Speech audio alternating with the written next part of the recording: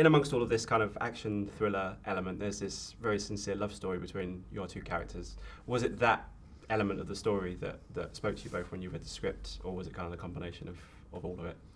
I think it was a combination of all of it. The first draft that I read of this script, it was just, this adrenaline-fueled chase, but then also fueled by this love and relationship, and that's kind of what most things, I guess, in life are normally fired up by. So it was just that interesting dynamic to have all this craziness going around what is actually essentially just a really sweet, odd love story in times. Is it the same for you, I guess? Yeah, I think the car chases and the action doesn't work unless it's motivated by human behaviour, and ultimately this is motivated by a love story.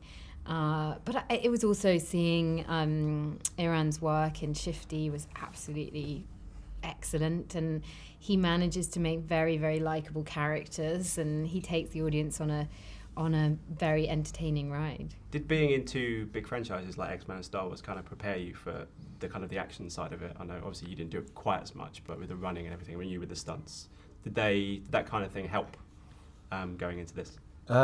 Yeah, certainly all those sorts of things. We'd shot a couple of X-Men movies. We'd shot Mad Max before this, so I was kind of used to the stunt elements to a degree. We had a brilliant stunt unit on this out in Germany. Who the fantastic thing about them, they were very willing to let me get involved and do things and attempt to do things. So that's exciting. That was it's terrifying at times, because there's kind of this weird thing on set where you feel invincible between action and cut, because you're thinking about the scene and what has to happen and what you have to do. And then sometimes they'd call cut, and I'd be sitting there with the DP Ed, and I'd be sitting there and we'd be like, suddenly it would hit you that we were like in a really close call or whatever it might be, and you'd be sitting there and you'd be like, actually that was actually scary. But in the moment you're so focused on everything else going on around that you don't quite realise it. Yeah, you feel invincible, don't you? Yeah, it's weird. And then you realise, I nearly died. Yeah. That was close. Yeah, it's very weird. I wanted to ask you very quickly about said franchises, get the geek questions out of the way. Spoke to Sophie Turner at the BAFTAs the other day, and she said that you're preparing a new X-Men movie. Are you involved? Are you excited if you are involved? And is there anything you can maybe tell us? I think I'm involved. I think You'd be happy to go back? I'd be happy to go back. I love playing that character, and I love everyone involved. So I know there's one in the works. So. In the works. Yeah. And for you, Felicity, obviously dust has settled with Star Wars. On reflection, what's your what do you take away from that? I mean, it was so embraced across the globe by fans, by critics as well. You must be delighted with the reaction now that it's all over. Oh, absolutely, yeah. It was extraordinary. It was an extraordinary experience, and yeah, I mean, couldn't have hoped for anything better, really. I loved it. Really, really, people seem to.